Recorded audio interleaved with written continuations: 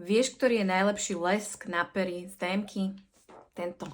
Lifter Gloss od Maybelline. Ukážem ti 3 odtiene, ktoré som si kúpila, ktoré mám a jeden z nich úplne zbožňujem, to je tento.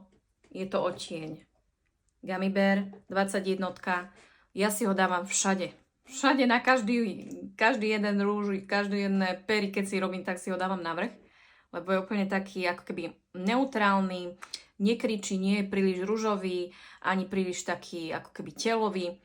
Oživí pekne tie pery, odporúčam ti ho, krásne chutí, tak sladko a fakt veľmi dobrý lesk na pery, odporúčam. Potom tu mám odtieň 25 Taffy. Babi, na toto sa ma všetky pýtate, čo mám na perách z predchádzajúcich videí, lebo má krásnu takú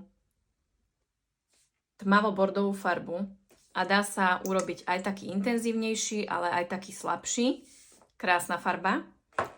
No a posledný, čo som si nedávno kúpila, je táto 24 Bubblegum. Pekne vonia. Ukážem vám ho takto na ruke. Má takú ružovkastú farbu, ale na perách vyzerá takto.